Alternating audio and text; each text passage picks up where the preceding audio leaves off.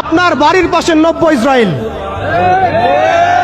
আমরা বড় ইসরায়েল সম্পর্কে সচেতন আছি কম বেশি, কিন্তু আপনার ঘরের পাশেই নব্য ইসরায়েলের জন্ম হয়েছে, এই ব্যাপারে আমাদের সচেতনতা নাই।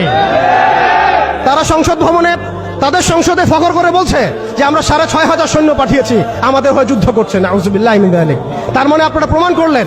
আচ্ছা বলেন, খ্রিস্টানদের সাথে না হয় তাদের সম্পর্ক আছে, তারা আহলে কিতাব, আপনাদের সাথে তাদের কি সম্পর্ক? খ্রিস্টানদের সাথে না ইহুদিদের একটা সম্পর্ক আছে, তারা আহলে কিতাব দাবি করে তারা, কিন্তু আপনাদের সাথে যারা পৌত্তলিক তাদের সাথে এই ইহুদিদের কি সম্পর্ক? শুধু তাই নয়, আমরা লক্ষ্য করছি, আমরা আমাদের পার্শ্ববর্তী নব্য ইসরায়েলের মধ্যে লক্ষ্য করছি মুসলিমদেরকে তারাবির নামাজে টর্চার করা হলো, হোলি উৎসবের নামে মুসলিমদেরকে নির্যাতন করা হলো। আমরা দেখলাম সেখানে গরুর মাংস বহন করার অপরাধে পিটিয়ে মুসলিমকে হত্যা করা হয়েছে। লক্ষ লক্ষ একর জমি যেগুলো আমরা ওয়াকফ করেছিলাম, সেই জমিগুলোকে রাষ্ট্রীয়ভাবে বাজেয়াপ্ত করা হয়েছে।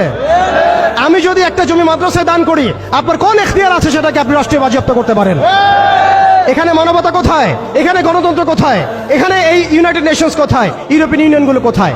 আপনাদের এই সব তথাকথিত তন্ত্রমন্ত্রগুলো এবং তথাকথিত মতবাদগুলো একটা এজেন্ডাই বাস্তবায়ন করছে, তারা পুরো বিশ্বে শুধু দাজ্জালের শাসন কায়েম করতে চায়।